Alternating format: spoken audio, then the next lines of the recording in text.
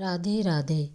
बड़े बुजुर्गों से सुना है कि जब भी किसी भी मंदिर के दर्शन के लिए जाएं तो दर्शन करने के बाद बाहर आकर मंदिर की पैड़ी पर थोड़ी देर जरूर बैठना चाहिए। क्या आप जानते हैं इस परंपरा का क्या कारण है? यह प्राचीन परंपरा एक विशेष उद्देश्य के लिए बनाई गई थी। वास्तव में मंदिर की पैड़ी पर बैठकर हमें एक श्लोक बोलना चाहिए। आप इस श्लोक को सुने और आने वाली पीढ़ी को भी इस श्लोक को जरूर बताएं। अनायासेन मरणं विना दैन्येन जीवनं देहांत तव सानिध्यं देहि मे परमेश्वरम।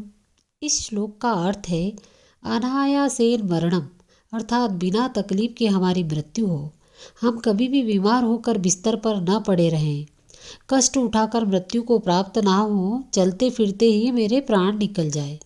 बिना दैन्येन जीवनम अर्थात परवशता का जीवन ना हो, मतलब कि हमें कभी किसी के सहारे की ज़रूरत ना पड़े। जैसे कि लकवा हो जाने पर व्यक्ति दूसरे पर आश्रित हो जाता है, वैसे परवश या बेबस ना हो। ठाकुर जी की कृपा से बिना भीख के जीवन बसर हो। देहाती तो सानिध्यम अर्थात जब भी मृत्यु हो तब भगवान के सम्मुख हो। जैसे भीष्म पिता की मृत्यु के स्वयं ठाकुर जी के सम्मुख जाकर खड़े हो गए थे, उनके दर्शन करते हुए प्राण निकले। देहि में परमेश्वरम, हे परमेश्वर ऐसा वरदान हमें देना, यह प्रार्थना करनी चाहिए। विशेष गाड़ी लाड़ी लड़का लड़की पति पत्नी पर धन दान पर नहीं मांगना चाहिए। यह तो भगवान आपकी पात्रता के हिसाब से खुद आपको देते हैं। इसलिए मंदिर में ईश्वर के दर्शन करने के बाद बैठकर यह प्रार्थना अवश्य करनी चाहिए। यह प्रार्थना है, याचना नहीं है। याचना सांसारिक पदार्थों के लिए होती है, जैसे कि घर, व्यापार, नौकरी, पुत्र पुत्री, सांसारिक सुख, धन या अन्य बातों के लिए जो मांग की जाती है वह याचना है, वह भीख है। हम प्रार्थना करते हैं। प्रार्थना का विशेष अर्थ होता है अर्थात विशिष्ट, श्रेष्ठ, अर्थात निवेदन। ठाकुर जी से प्रार्थना करें। और प्रार्थना क्या करनी है? यह श्लोक बोलना है। सबसे ज़रूरी बात है, जब हम मंदिर के दर्शन करने जाते हैं तो खुली आँखों से भगवान को देखना चाहिए, निहारना चाहिए, उनके दर्शन करना चाहिए। कुछ लोग वहाँ आंखें बंद करके खड़े हो रहते हैं।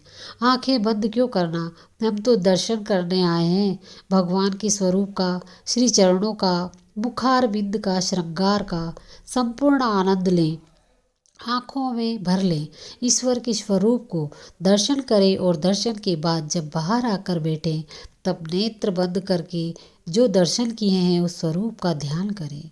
मंदिर में नेत्र नहीं बंद करना चाहिए। बाहर आने के बाद पेड़ी पर बैठकर जब ठाकुर जी का ध्यान करें तब नेत्र बंद करें। और अगर ठाकुर जी का स्वरूप ध्यान में नहीं आए तो दोबारा मंदिर में जाएं और भगवान का दर्शन करें, नेत्र को बंद करें और उसके पश्चात श्लोक का पाठ करें। यही बड़े बुजुर्ग कहते थे। ओम सिया राम, जय श्री कृष्णा, ओम नमो भगवते वासुदेवाय नमः।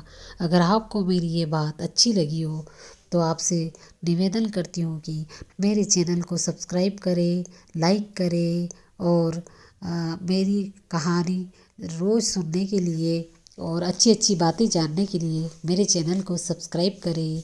राधे राधे। आप सभी की मनोकामना पूर्ण हो। जय श्री राधे।